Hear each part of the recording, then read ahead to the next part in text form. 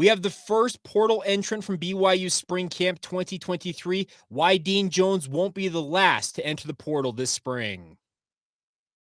You are Locked On Cougars, your daily podcast on the BYU Cougars, part of the Locked On Podcast Network. Your team every day.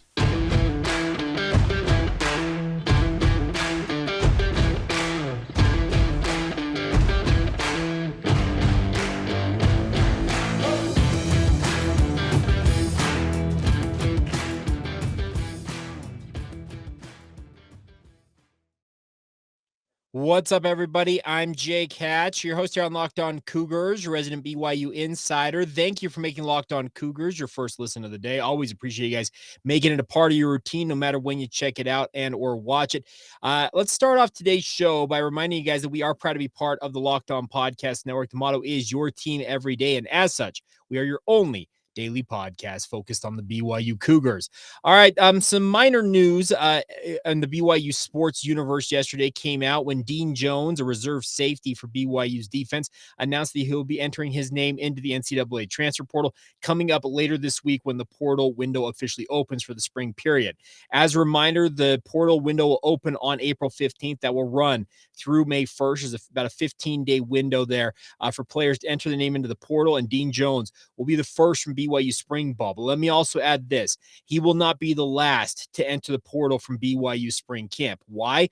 Well, here's the thing. There are guys who are going through spring ball right now, really trying to prove themselves to guys like Jay Hill, especially on the defensive side of the football for BYU. And if they feel like their situation is not to their liking at the end of this spring ball, well, it's time to look elsewhere probably and see if you can find a better opportunity for yourself. In the case of Dean Jones, he was a bit player for BYU, if I'm speaking honestly. Saw action in just 3 games, had 1 tackle this past year against Utah Tech, according to the official stats from BYU, and a guy that I was interested to see how he was going to develop. Now, some of you might know his background. He is from Arizona, had come out of the American Leadership Academy, a high school program, which is obviously the head coach is now Ty Detmer, former rodeo star who had not played a lot of football growing up, but when he took the field in high school, really was a sensation. And BYU is betting on his upside as a guy to come in and develop over time and see what he's capable of doing.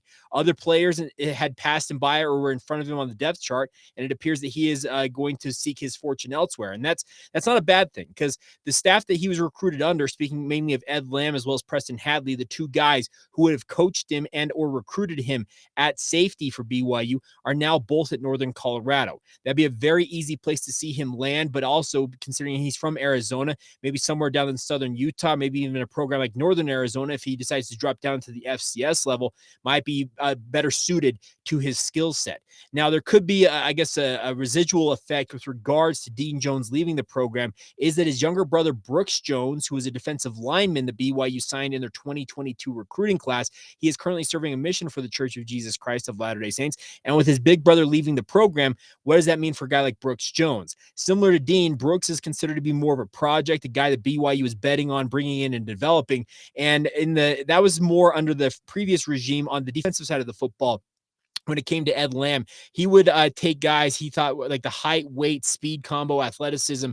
He would bet on athletes and being able to develop them as football players and have that payoff down the road. And that's very much what the Dean Jones / especially Brooks Jones situation is. But I could see both of them potentially going to Northern Colorado, and that being a good pickup for a program like the Bears, obviously under Ed Lamb as their new head coach and their new defensive coordinator, Preston Hadley.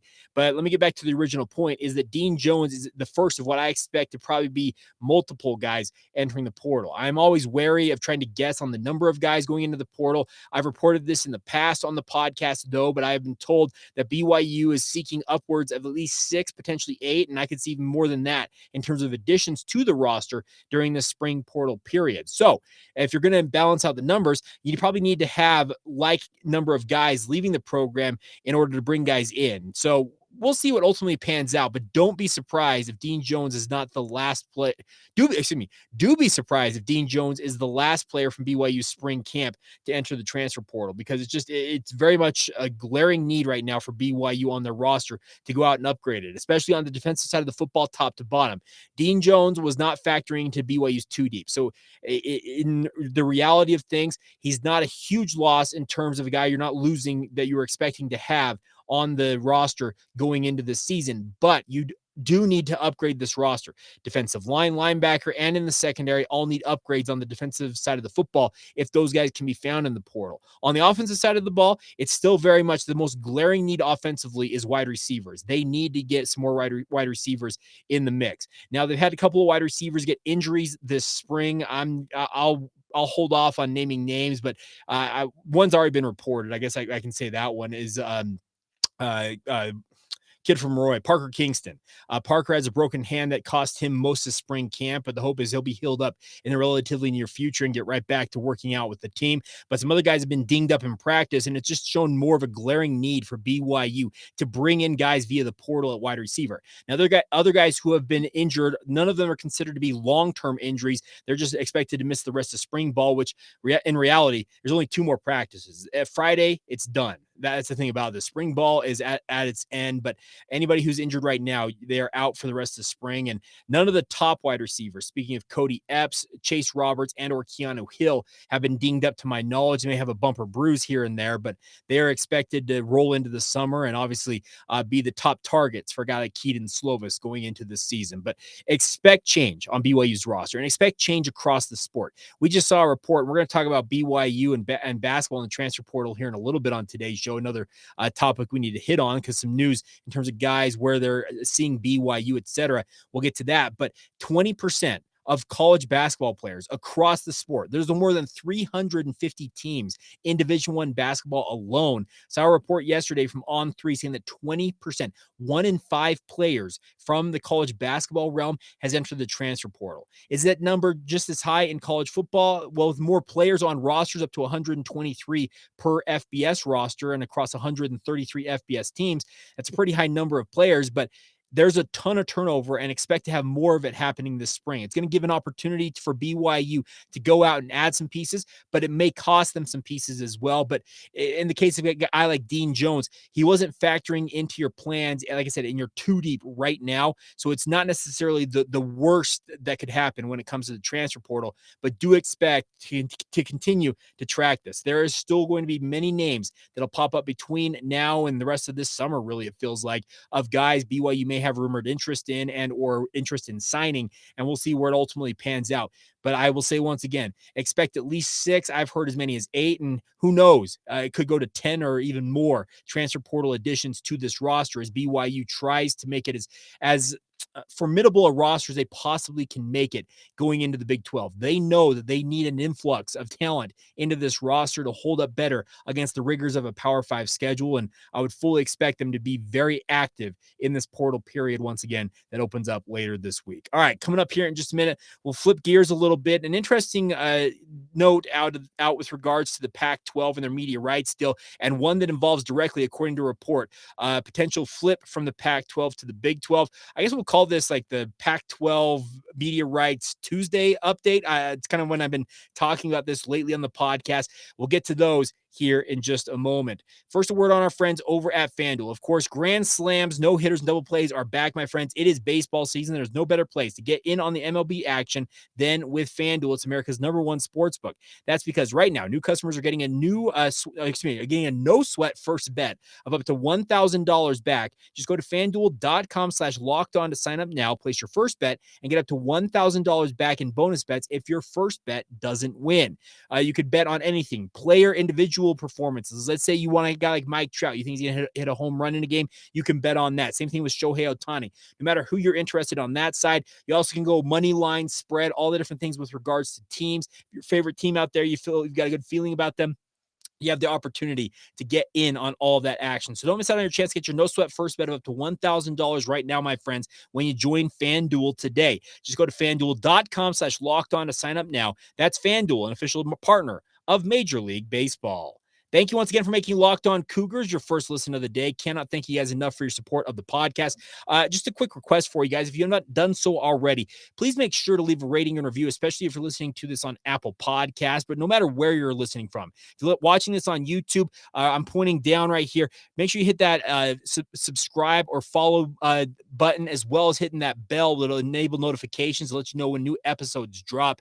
Your guys' support is critical to the overall success and health of this podcast, and you guys have been great. Trust me, we've got thousands of you on both our traditional podcast feeds out there as well as YouTube, but want to make this even more. My wife was joking with me the other day about how big do you want to grow this thing? I said, well, I would like to grow it to be the same size as the capacity in Lavelle Edwards Stadium, which is what, 63,000 and change. And she kind of chuckled. She's like, well, he's got a ways to go there, but we're working our way towards it. So thank you for your support of the podcast. And like I said, please leave us those ratings and reviews. And also, just kind of a side note as well, share it with your family and friends. If you're talking BYU sports with somebody, make sure to tell them, hey, there's this really cool podcast out there you should check out. It's a daily podcast covering all the BYU news that anybody could really need and or want. All right. So as I mentioned, let's talk a little bit what's going on with the Pac-12 and the Big 12. Now, I talk about this from time to time. I was really hot and heavy on it when it felt like a lot of the reports were coming. They've slowed down to a degree, but we are still waiting for the Pac-12. And all of these apologists, as I call them, that cover the Pac-12 on a very close basis are saying, well, I've been reporting that they were going to push back to the summer. No, you guys said it was going to happen in March. Then you said it might be happening in early April after March Madness got over. Now it's being pushed back to June or July. You know what? If it's going to be announced at Pac-12 Media Days, that's great. So be it. But there are reports out there from people who I think are very, very much in the know on this type of stuff. But like I said, as I've said it often, take this all with a grain of salt because it changes literally day to day, and in some cases, minute to minute, if not hour by hour. But Andrew Marchand from the New York Post, who covers sports media and is one of the foremost authorities, he's got contacts in ESPN, Fox, like he's talking to people in Bristol, etc., about what's going on in college athletics. But he wrote this in his most recent article. This was posted yesterday on Monday. He reported that Colorado is a candidate to defect from the Pac-12 and join the Big 12. It says, quote, we will add this to the conversation around potential defections from the Pac-12 to the Big 12, watch Colorado. That's interesting to me because Colorado is a former member of the Big 8 and the Big 12. They were one of the founding members of that conference. They left the conference, obviously, back when Utah and Colorado joined the Pac-12 and have been a member there ever since. Could there be some wanting for them to go home? Who knows? But it's interesting to hear from a guy like Andrew Marchand because, like I said, Marchand is a guy who covers sports media for a living. He's not covering the sport of college football itself. He covers the media, especially sports media. So he's talking with decision makers at ESPN, Fox, NBC. You can involve whatever other sports entities out there. He's talking to those people when they're looking at the business of sports and the ratings and how they're going to program that type of stuff. It's very interesting to hear him say, watch Colorado, because we have heard for many, many months now that Arizona was maybe the most likely or the most, I guess, notable program in the Pac-12 to be listening to Big 12 overtures.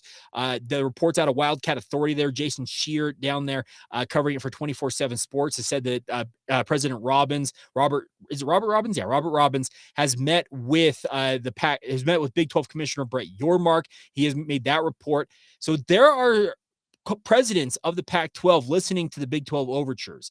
Now, there would be some people like John Canzano out there who would say, well, for all the bluster, blah, blah, blah, you might have Brett Yormark actually deliver something. Well, what has Brett Yormark delivered, folks? He has delivered a media rights deal that the Pac-12 wishes they had right now. Let's be honest. The Pac-12 will have nothing more than to have their secure future, their future secured like the Big 12 did. Brett Yormark saw the writing on the wall, swooped in, and scooped up what he could get at the time and left the Pac-12 saying, that was our thing. No, it wasn't. You guys sat on your hands, thought you were too big to fail, I guess, in a way, to use that term from way back in the 08 recession. Many of you will recall that, or the Enron saga. But the thing about this is that the Pac-12, they have got some members who are looking at options. Does that mean they're going to jump right away? No. And does it mean they're going to jump at all? No, it doesn't mean that either.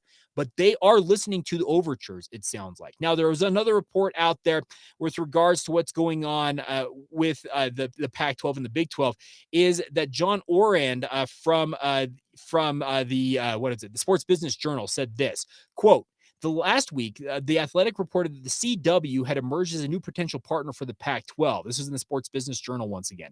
Sources told me, speaking of John Oran, that CW reps did hold initial talks with the conference, but those talks never got serious. The Pac-12 expects to wind up with deals that combine traditional TV with streaming, but there's little chance that the CW will end up with those rights, sources said, unquote. So the CW is out. So is it back to Ion now for the Pac-12? What are they going to do? Are they going to stick with ESPN and go all in, hopefully, with Apple and or Amazon? It sure looks that way. But let me go back to my original point. There are a lot of people out there who are saying that the Big 12, some people said that they lowballed the Pac-12. No, they didn't. Brett Yormark really is a guy who, similar to people that are in the sports business side of things, he has worked as an agent. He's worked with multiple pro leagues, NASCAR most notably. He worked for the Brooklyn Nets. He understands the business of sports, and he kind of read the room, realized, you know what, we need to get out there and secure our future here as the Big 12 conference. And obviously, he made that move. The Pac-12 has now been left floundering, and as these reports continue to emerge, and they continue to move the goalposts and say, well, the media rights, it's going to be done in a couple of weeks. Well, it's done imminently. No, it's not. And that's the thing about the Pac-12. They can continue to bluster, as John Canzano said about Brett Yormark, but in reality, the bluster is coming from the Pac-12 side of things, whereas the Big 12 has actually delivered on some things. That's the big difference right now. Would I like to see Colorado in the Big 12? Yeah, I'd love to see Colorado in the Big 12. I'd love to see Arizona as well, because I think those would be very welcome additions and would help BYU in terms of not having to be the late night outpost for the Big 12 out here in the Mountain Time Zone. But at the same time, they also do want to get to the West Coast. Does Brett Yormark just make another push, swoop in and scoop up San Diego State? Only time will tell, but if I was advising Brett Yormark, that's the program I would be targeting, because San Diego State is very eager to get to the Power 5 ranks. Can you go out and snag them? Now, the way I understand it is the pro rata clause, which obviously would expand the media rights money to bring in a member. It only expands in the case of a Power 5 program joining the Big 12. So that would be like Colorado and Arizona. It would not count for San Diego State, but could you carve something up, or at least find a way to get San Diego State into the fold and scoop them up right out from underneath the Pac-12's nose? I'd be interested in that just personally, and we'll see what happens. But I by the way, I always welcome your guys' feedback. I'm an open book. I always appreciate you guys' comments. I know that I don't necessarily make the points that you want made all the time on the podcast, but I'm here to share information as well as my opinion on the matter. So if you guys have feedback on this, what you would like to see pan out with regards to the Pac-12, would you like to see them stand pat, speaking of the Big 12, and just leave it as it should? Are you like me? Would you like to see them go scoop up San Diego State and just kind of spite the Pac-12 once again? Or do you want them to go out there and get the so-called four corner schools, Arizona, Arizona State, Colorado, and Utah, and make yourself into a 16-team league? I'd like to hear your guys' feedback. Has your mind changed since the original reporting on all of this that we've been tracking seemingly week by week here on the podcast, as well as nationally and all the different publications out there? Have your thoughts changed? Has your feelings changed on what you'd like to see ultimately pan out? I'd like to hear from you guys. So reach out via social media, Facebook, Instagram, or Twitter. Search out Locked On Cougars. Drop us a note there. I'm at Jacob C. Hatch. You can see it on YouTube right here. If you want to drop me a note or a DM, my DMs are open on Twitter. Always appreciate hearing from you guys, or email the show, lockedonbyu@gmail.com. And we'll continue to track this. Like I said, I kind of do like a once a week kind of roundup of the different news. And I felt like today was a good day to launch into it with both of those reports coming from the New York Post as well as the Sports Business Journal. All right. We will round out today's show with a look at what's going on in the transfer portal for BYU basketball. We have some new reports about guys that have visited BYU, might be visiting BYU, as well as another look back at another game in the 2015 season as our look back at all 155 BYU football games from their independent era rolls on. We'll get to all that momentarily as we continue on right here on Locked On Cougars. Thank you once again for making Locked On Cougars your first listen of the day. Can't thank you guys enough once again for supporting the show. All right, a couple of notes before we go on today's show is congratulations to freshman Haley Morrow from the BYU softball program. She was named West Coast Conference Player of the Week for this past week. She finished the week with a .444 batting average, tying for a team high in BYU series sweep at Santa Clara.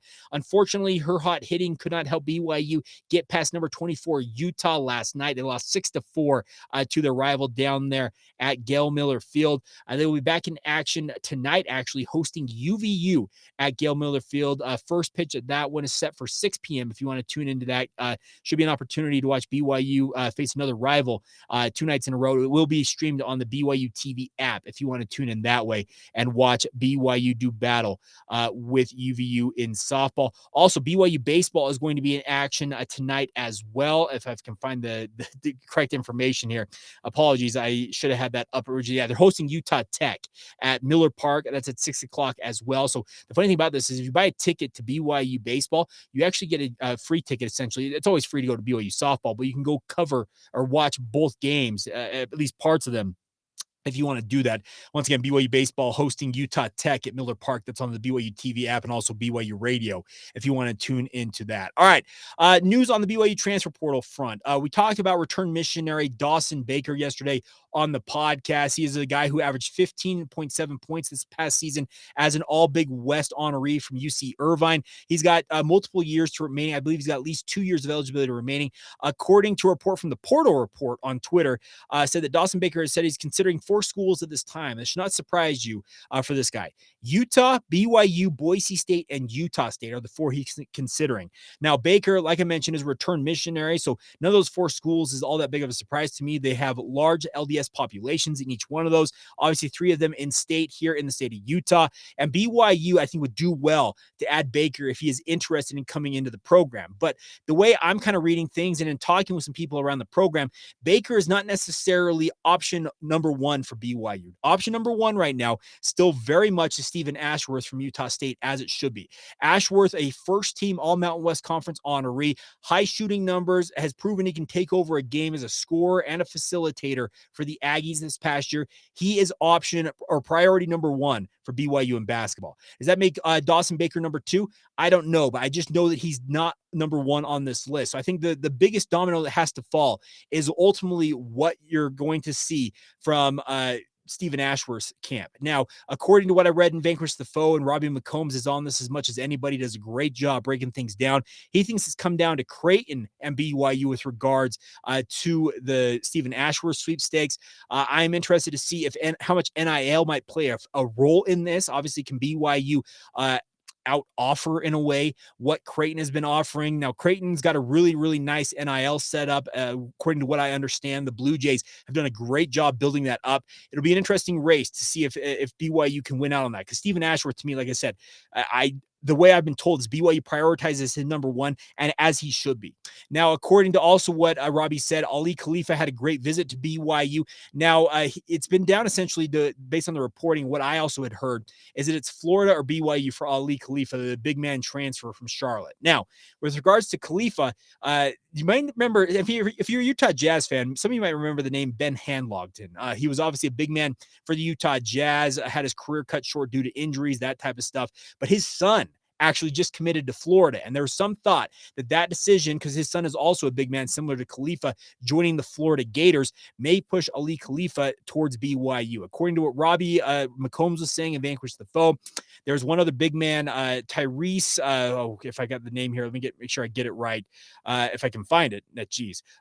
Tyrese Samuel from Seton Hall. Apparently, it's between Florida and Wake Forest for Samuel. If he picks Florida, that probably makes it like it's Khalifa is BYU's to lose. So keep an eye on that. It'd be interesting to see where that ultimately pans out. According to Robbie says, Ali Khalifa is expected to visit Florida this week, but I think he would be priority number 2 for BYU because, like I've said, they've been really prioritizing trying to get a big man as well as a score-first guard who can really facilitate the offense, and Khalifa is the big man. Truthfully, he is that big man that could really, really be a nice piece for BYU to build around with multiple years of eligibility remaining. I believe up to 3 if he chooses to use that, as well as Stephen Ashworth, who's got at least 2 years of eligibility remaining as well. So both of them can build with BYU's current program.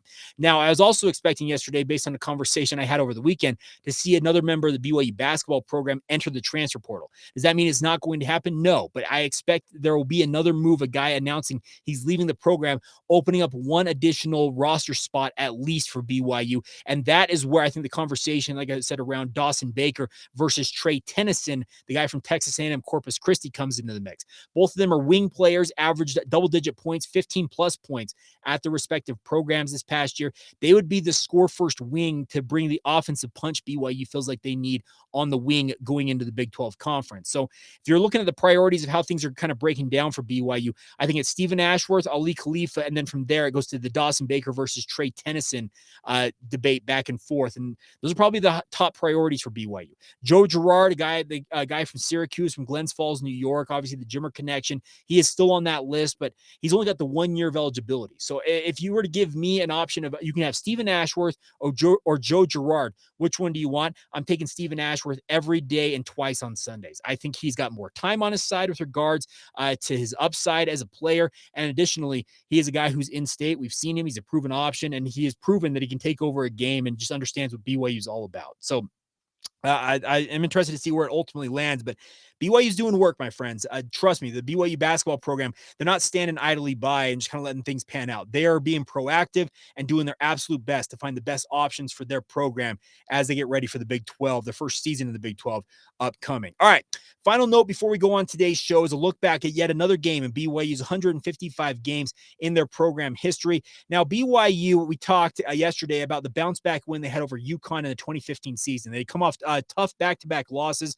a shutout loss to Michigan. Were not feeling very good about themselves, but bounced back with a very nice game against UConn. But then East Carolina came to Provo, and this game, BYU raced out to a pretty decent lead. It was 28-21 at halftime, so pretty high-scoring first half between the Pirates and the Cougars. In the third quarter, it felt like BYU was taking over the game and was like, okay, well, they're going to cruise to a victory here. Well, it did not pan out that way, because in the fourth quarter, East Carolina scored 17 unanswered points. And some of you might remember this game. It was a really, really entertaining game in the end. And BYU, it was a tie game at 38-all after East Carolina made a field goal with just about 4 minutes to go in the game.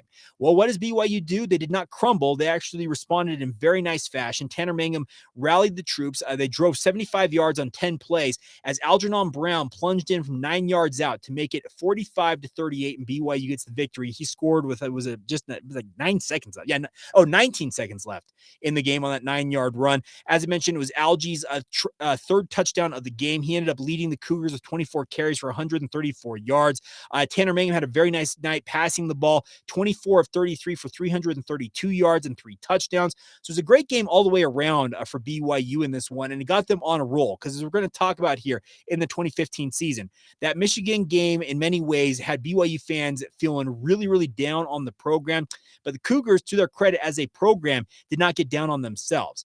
Now, around this time in the season, because this was October 10th, was the game against East Carolina. So it's midway through the season. You're 4-2. I actually remember I was covering BYU at this time. I was working for the KSL Sports Zone, which is then the Zone Sports Network, with DJ and PK. And during this period, there was so much talk, and maybe you will recall this, is that, well, what is it? They win 2 more games. They're going to beat up on, like they had Cincinnati, and who else did they have here? They had, San Jose State. They also had Wagner in that mix. Okay, they're going to a bowl game. Well, where are they really going to play? And that was the big question mark of where BYU might land in the bowl season. But the nice part was, despite the program being down, and obviously Bronco Mendenhall become more outspoken in the offseason leading up to this season about how he felt that independence was not sustainable, all that type of stuff, there was a really just kind of a sour note, kind of a pall cast over this program. But it felt like as this stretch of the season, like I said, they start off with a win over UConn. They win this game over East Carolina. They started to get a little bit of a run here, and it felt like some of the good feelings were coming back into the program. But little did we know, as the season progressed, well, things are very much going to change for BYU, and we will talk about what ultimately panned out here on tomorrow's podcast. We'll talk about a game against Cincinnati, and like I said, we'll continue to progress through this, because the rest of the season, BYU only lost once down the stretch of this season, but it some major changes in the program that we will talk about in detail in coming podcasts. All right, that's going to do it. A big thank you once again for your support of the podcast. As always, you guys are absolutely phenomenal out there. Thank you for supporting the show. Hope you're enjoying the weather here along the Wasatch Front. It was in the mid-70s yesterday. Supposed to be in the high 70s today. Get out and enjoy that weather. Take us on your walk. If you're golfing, do whatever you're doing. Thank you for making us your first listen. Thank you for checking out the podcast. Make your second listen, our friends over at the Locked On Big 12 podcast. Now, get caught up on everything going on in the Big 12 Conference, BYU's future home as a Power 5 member. Get that available on YouTube or wherever you get your podcasts. Until tomorrow, my friends, have a great rest of your day. This has been the Locked On Cougars podcast. See ya.